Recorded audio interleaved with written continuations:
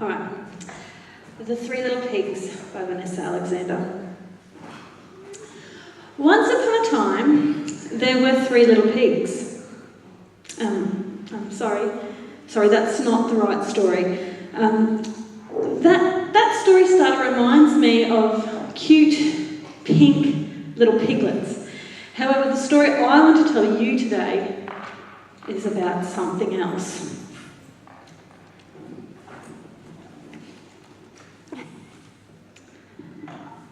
Before I tell you my story today, I want to give you some facts. The feral pig populates approximately 40% of the country. This animal is declared a pest, and we must all take responsibility to keep its numbers under control. The feral pig is usually a lot darker in colour in comparison to the domestic pig, and is often more muscular and thicker through the chest and shoulders. In Australia, this animal spreads weeds, degrades waterholes and wetlands, causes soil erosion, eats a wide range of small native animals, including the eggs of nesting sea turtles, and carries disease that can affect these native animals. Now that you have the facts, let's get on with the story. Once upon a time, there were three little pigs. There were 5 piglets in the litter, however their mother ate the other 2 just after they were born. Their mother had been looking after them for the last 3 months, and now it was time for them to go off out into the bush all by themselves. The first little pig walked along the river until she found a lovely spot to wallow in the mud and make a huge mess. She used her nose to dig holes and used her body and legs to make those holes a lot bigger.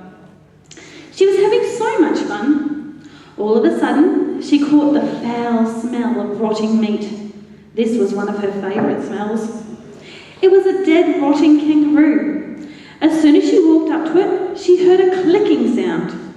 All of a sudden, she was trapped in a pen and she couldn't get out. She ran around and around, but it was no use.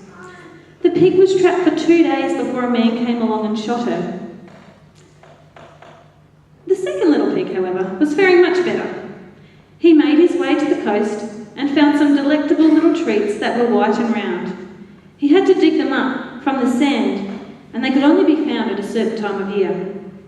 When he couldn't eat the little white treats, he often ate small animals like frogs and lizards. He also liked to eat plants. One day, while he was out searching for something to eat, he also caught the foul smell of rotting meat. It was a delicious smell, and one that he didn't get to smell very often. He followed the scent and found a large piece of meat from an animal he didn't recognise. He walked up to it and chomped right in. After he'd eaten it, he didn't feel very well. His eyes stopped working and foam started coming from his mouth. He had eaten poison. The poison the pig had eaten was 1080 bait, and this poison is regularly used in baiting of feral animals in Australia. The third pig was doing much better than her brother and sister. She had found a boyfriend and had managed to have 2 litters of 8 piglets. Her last litter had just left her and she was out looking for something to eat when she heard the terrifying howl of the hunting dog. She kept very still and hoped that the dog wouldn't find her. However, it was too late. The dog had caught her scent and was after her. She could also hear the sound of the dog's master telling it what to do. She had to run fast to try and get away. All of a sudden, she felt a mighty tug on her ear and she was dragged to the ground. The last thing she felt was the sharp metal slicing through her skin. But that's not the end of the story. There are approximately 23 million other stories out there to be told. However, most of these stories are about the destruction of the natural environment caused by feral pigs.